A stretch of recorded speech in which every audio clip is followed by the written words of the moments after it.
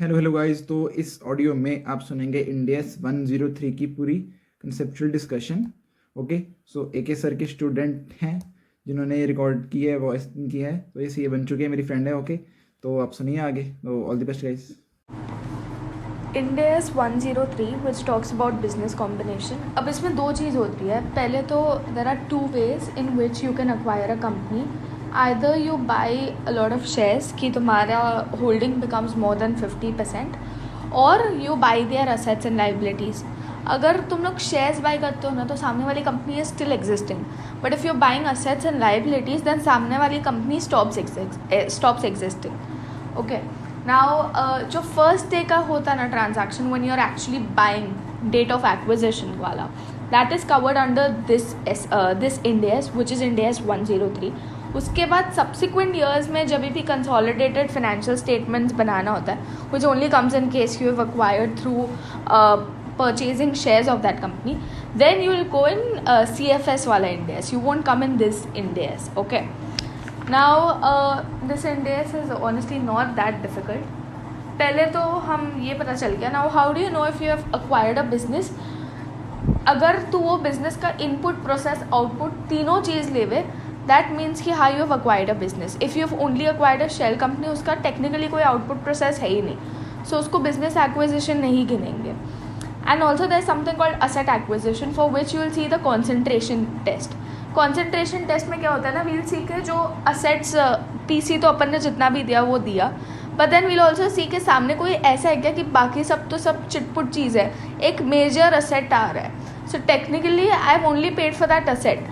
So what I'll do is I'll take my PC, I'll adjust it for all the छोटा मोटा things like cash and liabilities and stuff, and then I'll see कि कितना adjusted PC का amount आया, and that I'll compare with the asset का fair value जो मैं acquire कर रही हूँ। अगर that is more than like I think 85 to 90%, then you will say that concentration test is met, and then in that case this is like an asset acquisition kind of thing. This is not a business combination. And जब भी हम asset acquire करते हैं, okay, let's say if you're paying like if you're paying more, but जो भी मोर वाला amount है ऐसा नहीं होता कि उसमें गुडविल या कैपिटल रिजर्व आता है। जो भी मोर वाला अमाउंट है वो भी प्रोपोर्शनेटली सब असेट जो भी एक्वायर किया है उसमें बढ़ जाता है। सो बेसिकली तुम लोग की असेट के एक्विजिशन कॉस्ट में ही वो वैल्यू ऐड होगा in the proportion of the fair value of the assets. Okay, now in general there are 6 steps to do these sums. First is identify the acquirer. Second is see what is the date of acquisition. Third, calculate PC. Fourth, calculate INA. Fifth, NCI. And sixth is goodwill या फिर gain on bargain purchase. Now in Ind AS जब भी normal pooling of interest और वो सब method से अपन in general जो calculate करते हैं ना उसमें GPP आता है, that is gain on bargain purchase. Capital reserve नहीं आता है नॉर्मल वाले सम्स में, अनलेस के तुम्हारा कुछ आपस में ही झोल वोल चल रहा है विद इन द कंपनी और selling and buying and stuff, then in that case capital reserve आता है। But in general from a purchaser point of view, from an acquirer point of view, capital reserve नहीं आता। And also acquiree point of view अगर सोचे, the one who is selling the business, उसके लिए हमेशा capital reserve आएगा, be it that person is selling on gain या फिर लॉस पे, it is going to be capital reserve. But from acquirer point of view it is either goodwill or gain on bargain purchase. Okay, now the first thing जो purchase consideration होता है, purchase consideration में you usually give cash या फिर shares, debentures issue कर दो या फिर असेट्स दे दो, या फिर डिफर्ड कंसिडरेशन होता है, कंटिंजेंट कंसिडरेशन होता है, एंड जो भी शेयर बेस्ड पेमेंट होता है वो चीज़ होती है। अब इसमें फर्स्ट थिंग, अगर शेयर्स वाला सम आया, that you are giving shares of your company, ensure that you are calculating everything properly. अब अगर हम उसके शेयर्स के बदले मेरा शेयर दे रही हूँ, okay, and I am acquiring 75% of that company and that company has 1 lakh shares, तो फिर while calculating how many shares I have to give, let's say I have to give like 1 for every 2 shares they have, तो उन लोग के 1 lakh shares है, ठीक है, उसको पहले तो मैं डिवाइड बाई 2 कर दूंगी, and also I am acquiring 75%, तो उसको मैं इंटू 75% करूँगी, मतलब 37,500 shares I have to give to that company, and ये शेयर्स को मैं मेरे मतलब अक्वायरर के मार्केट प्राइस के साथ मल्टीप्लाई करूँगी while calculating PC वाला amount. Okay, Now deferred consideration is some consideration that I'm like, it's sure that I'm going to pay you, but I'm not going to pay you right now. I will be paying the same in the future. Now if I'm paying in the future, तो फिर हम उसे present value discounting करके we'll get it to the present value as on the date of acquisition. And contingent consideration, हाँ one more thing, deferred consideration के case में always remember year end पे unwinding करना पड़ेगा.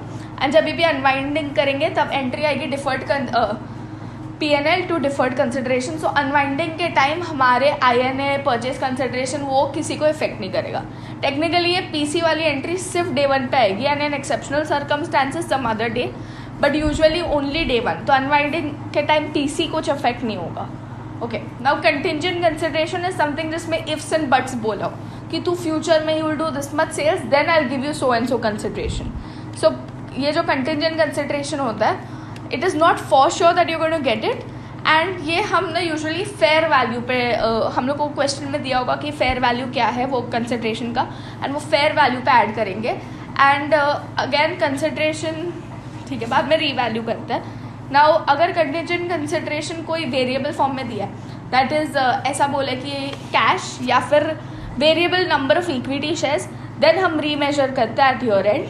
बट अगर by chance उन लोग ने पहले से ही डिसाइड किया कि fix number of shares, like I am going to give you 1 lakh shares no matter what, अगर you achieve so and so target, but if this thing is fix कि भाई 1 लाख शेयर मिलने वाला है, then in that case to revalue और remeasure नहीं करेगी eight year and.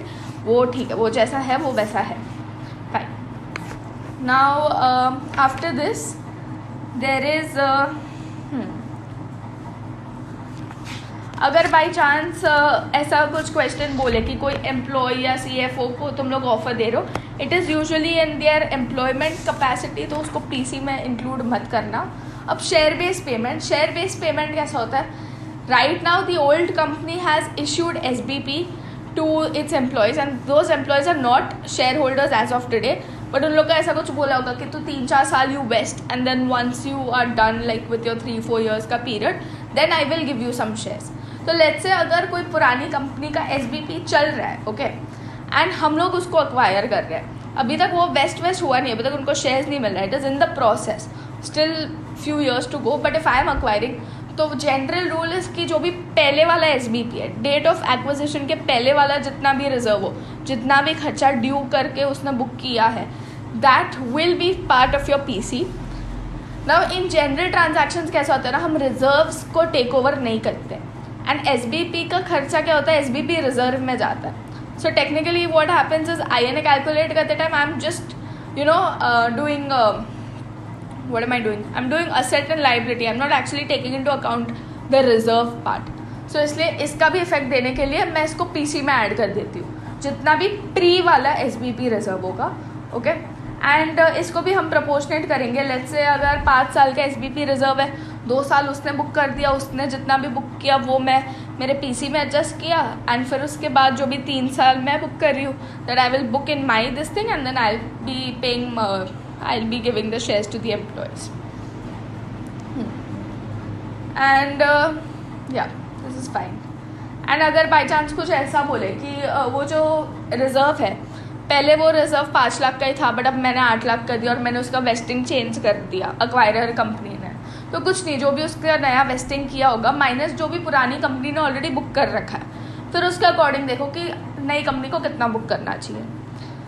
Fine, that is all about purchase consideration. Now moving on to INA. INA is simple, जो भी asset है और liability है वो देखो, and ये general rule says कि हम fair value पे देखेंगे, fair value अगर दिया हुआ हो तो, and थोड़े exception circumstances है. पहली बात तो contingent liability. There are usually 3 types of contingent liability. One is there is a possible obligation cause of past event. Okay, but मतलब बेसिकली ऑब्लिगेशन पॉसिबल है. Second is there is present obligation cause of past event, but outflow for sure पता नहीं है हमें. And third is present obligation cause of past event, जिसका outflow है लेकिन amount में डिटरमाइन नहीं कर सकती. तो जो पॉसिबल वाला है और जिसका अमाउंट में डिटरमाइन नहीं कर सकती, दैट इज़ फाइन, वो इन जनरल डिस्क्लोज करो, इधर भी डिस्क्लोज करो. इंडिया 37 के हिसाब से तो हर एक contingent liability only have to disclose, but for business combination जो तेरा present obligation from past event जिसका amount you can ascertain but जिसका आउटफ्लो फॉर श्योर नहीं है, वो वाली जो कंटेंजेंट लायबिलिटी होगी ना, वो अपन INA में रिकग्नाइज करेंगे. ओके, कंटेंजेंट लायबिलिटी को अपन करेंगे INA में रिकग्नाइज. एंड ऑल्सो इंश्योर कि व्हेनेवर यू डूइंग दिस, अगर टैक्स दिया हो तो इसका DTA DTL वो भी क्रिएट होगा. Okay, fine. Income taxes Ind AS 12 का कंसेप्ट है. इसमें कैसा होता है, जो भी पुराना उन लोग का कैरिंग अमाउंट होगा, जो पुरानी कंपनी है, that will basically be your tax base. And जो नई कंपनी है, वो जो नया फेयर वैल्यू होगा, that will be your carrying amount. We always get the carrying amount to tax base and उस पर अपन DTA DTL कैलकुलेट करेंगे. एंड जो भी DTA DTL कैलकुलेट हुआ वो मैं INA से एडजस्ट करूँगी. सो यूजुअली अगर क्वेश्चन बोले कि फेयर वैल्यू एडजस्टमेंट हुआ है, that is like a hint कि भाई DTA DTL का एडजस्टमेंट आ सकता है कुछ. तो now also one more thing, there is a possibility कि ये तो अपने बुक्स में एडजस्टमेंट में आ रहा है क्योंकि मैं फेयर वैल्यू पे टेक ओवर कर रही हूँ, बट मे बी अगर कोई किसी का पुराने में भी अगर एडजस्टमेंट हो सकता है. ऐसा हो सकता है कि एक्वायरी के बुक में भी ऐसा कुछ था, तो फिर हम वो उसका जो DTA DTL है वो भी कंसिडर करेंगे while calculating the INA, plus मेरे बुक्स में जो एक्स्ट्रा आया वो भी. ओके, non current asset held for sale में अपन fair value less cost to sell लेते हैं. अगर इंडेमनिफिकेशन टाइप असेट हो, बेसिकली जो असेट जो रीएम्बर्स करता है अगेंस्ट सम कंटेंजेंट लायबिलिटी, तो उसको सेम इफेक्ट हो जैसे भी कंटेंजेंट लायबिलिटी कर रहे हो. जैसे कि कोई contingent liability are disclosing and some you are recording, तो सिमिलरली ये इंडेमनिफिकेशन असेट को भी सेम करो depending on what contingent liability it is based on. Fine. Operating lease related कुछ हो, उसको फेयर वैल्यू में लेना है. कंटेंजेंट असेट जो होता है ना, that should not be recognized in INA, that is not allowed. Okay, I think this is fine. Now moving on to NCI. NCI क्या होता है? NCI इज बेसिकली जो माइनॉरिटी शेयर होल्डर है उनका परसेंटेज ढूंढना होता है. अब NCI निकालने के दो तरीके होते हैं. One is that you are calculating through PSNA and the other one is fair value method. Now fair value method is a preferred method, जिसमें व्हाट वी डू इज जितने भी शेयर्स है एक्वायरी कंपनी के इनटू उसका fair value price के साथ we multiply, then we get the business valuation of that company and उसको we'll multiply with the NCI percentage. अब ये जो NCI परसेंटेज है, ये जब भी फेयर वैल्यू से अपन कैलकुलेट करते हैं वो फुल गुडविल देता है. And the trick for this is FF, fair value full goodwill. And अगर PSNA मेथड हो, PSNA मेथड में क्या होता है, जो भी INA का अमाउंट दिया हो, be it at book value, be it at fair value, any value, but INA पे हम प्रपोर्शन करके NCI ढूंढते हैं, that is PSNA method. And इसका ट्रिक इज PP के PSNA मेथड में अपन को प्रपोर्शनेट गुडविल मिलेगा. Okay, and that is all fine. Okay, now for goodwill calculation what we'll do is basically INA का जो भी अमाउंट है, जितने भी असेट्स है, उसमें से अपन PC निकालेंगे, NCI निकालेंगे and finally we'll get the goodwill या फिर GBP का amount. One more thing is, जो भी अगर बाई चांस ऐसा हो कि I initially had 10% and then I acquired 50%, तो अगर मेरा प्रीवियसली हेल्ड कुछ परसेंटेज होगा ना, उसका हम लोग while calculating all this on date of acquisition we'll take the fair value into consideration. Now one thing is you can either add that fair value to your purchase consideration and then solve the sum, या फिर INA में से वो same चीज़ subtract कर दो. I know actually it is better कि जब भी सम सॉल्व कर रहे हो परचेज कंसिडरेशन में ही उसका फेयर वैल्यू भी ऐड कर दो. Simple, nothing confusing. Fine, this is fine. Now there is a concept of measurement period which is basically जो डेट ऑफ एक्विजिशन है ना. अब कभी कभार ऐसा होता है कि हम फेयर वैल्यू निकालते हैं but we are not 100% sure if that is the right fair value or something like that. So within in 1 year of your date of acquisition अगर कुछ चेंजेस पता चले in fair value or anything about something on the date of acquisition ना, ऐसा नहीं कि यार 1 जुलाई का है लेकिन मेरे को चेंज 5 जुलाई का पता चला. It has to specifically be of 1 July only. Okay, and with in 1 year, तो फिर हम उसको रीमेजर कर सकते हैं. एंड अगर बाई चांस हमारा PSNA वाला PSNA मेथड से वी हैव कैलकुलेटेड गुडविल, तो फिर ये रीमेजरमेंट की entry would be the change in INA to goodwill to NCI assuming INA has increased. And अगर बाई चांस फुल मेथड से हो, PSNA मेथड से नहीं हो, तो directly INA to goodwill. Okay, and अगर बाई चांस हाँ ये डेट ऑफ एक्विजिशन के अलावा कोई भी हो तो फिर वो चेंज डायरेक्टली PNL में इम्पैक्ट करेगा. Now moving forward, common control transactions. अब कॉमन कंट्रोल ट्रांजैक्शंस ना दो टाइप के होते हैं broadly. One is your pure common control and then the other one is demerger वाले केस में. नाउ प्योर कॉमन कंट्रोल में what has happened, A Limited is basically holding like 4 subsidiaries, but let's say A Limited was holding B Limited and C Limited, but now B Limited is holding C Limited, so it is like A B को hold करता है और B C को hold करता है. तो indirectly chain और सब कुछ सेम ही है, बस आपस में खेल रहे हैं. Basically your ultimate owner remains the same. That is your common control transaction. अब कॉमन कंट्रोल ट्रांजैक्शन में what you have to remember is, अगर आपस में ही खेल रहे हैं ना, देन अपन यूजुअली क्या करते थे, सब फेयर वैल्यू पे रिकॉर्ड करते थे, राइट. बट ये वाले केस में अपन फेयर वैल्यू पे नहीं रिकॉर्ड करेंगे, बुक वैल्यू पे रिकॉर्ड करेंगे. सो डेट ऑफ एक्विजिशन और वो सब इज़ फाइन. जो भी PC में अगर बाई चांस शेयर दिया तो that would be recorded at face value instead of your market price या फेयर वैल्यू जो भी होता है. अब INA के केस में हम जो असेट लाइबिलिटी करते हैं वो बुक वैल्यू पे होता है. And one thing special about common control transaction, specifically pure common control transactions, उसमें we also acquire reserves and reserves भी बुक वैल्यू पे लेते हैं. ओके. एंड जब भी ये वाले टाइप के ट्रांजैक्शन में कुछ भी आता है, गेन लॉस और whatever, it goes in capital reserve. It does not go in GBP या फिर goodwill. Then the other part is called demerger. Demerger में कैसा है कि मेरा एंटिटी था, उसमें से मैंने थोड़ा टुकड़ा सेपरेट कर दिया एंड किसी और को दे दिया. बट द थिंग इज़, अगर मेरा एक कोई शेयर होल्डर है जो बहुत सिग्निफिकेंट है, जिसका कंट्रोल, जिसके पास मेरे 50% से ज़्यादा शेयर्स हैं, सो टेक्निकली उसका जब PC मिलेगा तभी उसके पास दूसरे डीमर्ज कंपनी का भी 50% से ज़्यादा शेयर मिलेगा ही ना. सो उसका कंट्रोल काइंड ऑफ रहता ही है. So in that case, that is called as demerger under common control. And what happens, how do you know it is? The hint is that acquiree there's a major shareholder which owns more than 50%. Sorry, in the holding company. Yeah? There's a major shareholder in the holding company. And the other one is the acquirer. PC जो issue करता है वो shares में issue करता है. अगर वो cash में इशू कर रहा है तो ऑब्वियसली होल्डिंग नहीं मिलेगा, अगर शेयर्स में इशू कर रहा है तो होल्डिंग मिलेगी. अब अकाउंटिंग फॉर डीमर्जर में देयर आर 2 टाइप्स. पहले तो under common control and not under common control. अब समझ, not under common control, it is normal demerger. तो क्या होता है, पहले तो अक्वायरी मतलब जिसकी जो नया है, फ्रेश. तो उसके केस में क्या होएगा ना, सॉरी, अक्वायरी मतलब जो निकाल रहा है, अक्वायरी.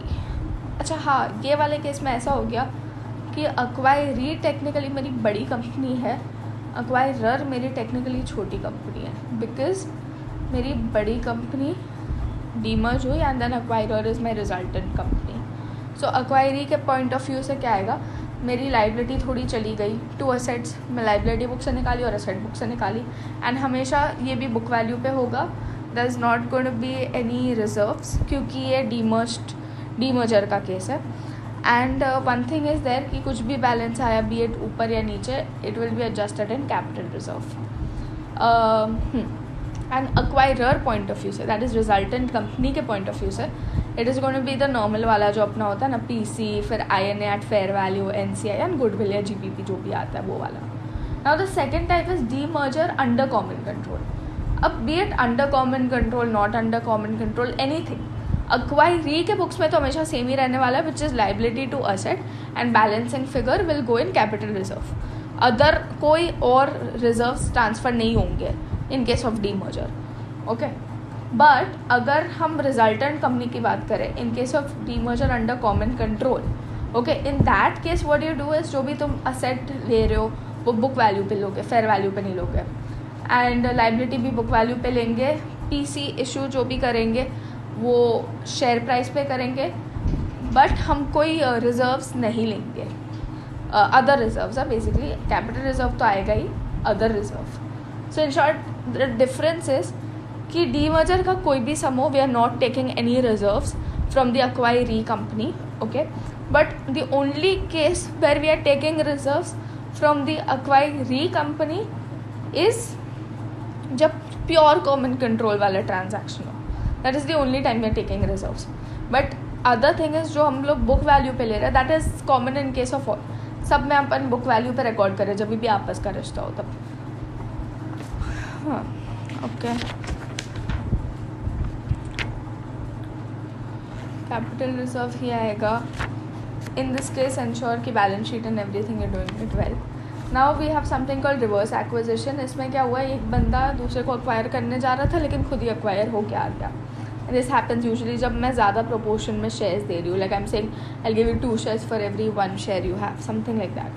Okay, now in this thing what we have is your legal acquiry and your accounting acquiry would be different. Legal acquiree is जो एक्चुअल में कॉन्ट्रैक्ट में लिखा है कि this person is acquiring this person. But accounting acquiree अगर हम ऐसे देखें कि ये इसको एक्वायर करा लेकिन इसको इसका डबल शेयर मिल गया तो ये मेरा एक्चुअली एक्वायरर हो गया, तो वो अकाउंटिंग का एक्वायर अलग हो गया. तो in this case the first step is you identify कि कौन सा एक्वायरर है and every accounting will be done as per the accounting acquirer. Date of acquisition is fine. फिर हम डीम्ड पीसी देखते हैं. अब डीम्ड पीसी कैसे कैलकुलेट करते हैं. Deemed PC is basically that kind of PC जो हमारा अकाउंटिंग एक्वायरर इशू करेगा. He won't actually issue but for the sake of accounting we are deeming कि भाई ऐसा कुछ दिया है उसने. How will calculate that is कि इज इक्वल टू जो भी पहले एक्वायरर. ओके, अब मैं सब अकाउंटिंग एक्वायरर की बात कर रही हूँ. जो भी अकाउंटिंग एक्वायरर का शेयर था, okay, before this demerger and all of that, you take that the number of shares divided by ये जो एक्चुअली रिवर्स हुआ है, फिर उसके बाद उसको कितना परसेंटेज होल्डिंग मिल गया इन द न्यू कंपनी, वो परसेंटेज से यू डिवाइड. सो बेसिकली ऊपर इज पीछे के द न्यूमरेटर इज पहले का अकाउंटिंग एक्वायरर के shares and your denominator is new share holding accounting acquirer has in the legal acquirer company minus the old number of shares जितने भी total shares है of the accounting acquirer company. That is the number of shares we are deeming कि इसने issue किया हो. It is like assuming and that you will multiply by fair value. So that is your deem PC. फिर हम पर INA calculate करेंगे जैसे usually करते हैं एंड वील कैलकुलेट गुडविल या गेन या जो भी है. एंड इसमें ना जब भी बैलेंस शीट बनेगी you will have to kind of sort of technically from it will be consolidated balance sheet from your accounting acquirer point of view. Okay,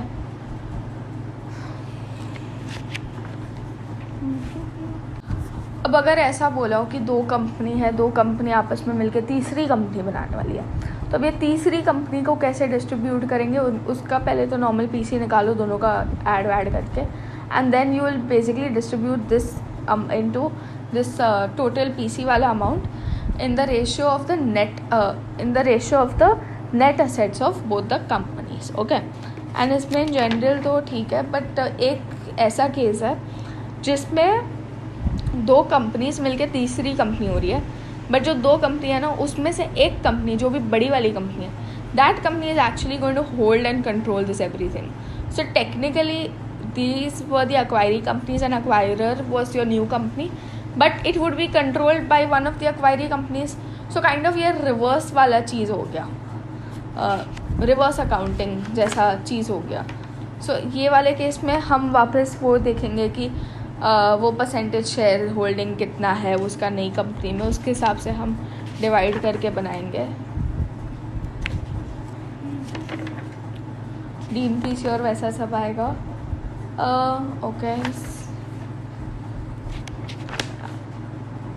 I guess that an adjusted PC calculate करते time what you do is adjusted PC and you'll also adjust, that is you'll also add the NCI share. So asset में only subtract cash and DT and liability add all except of DTL and that is it.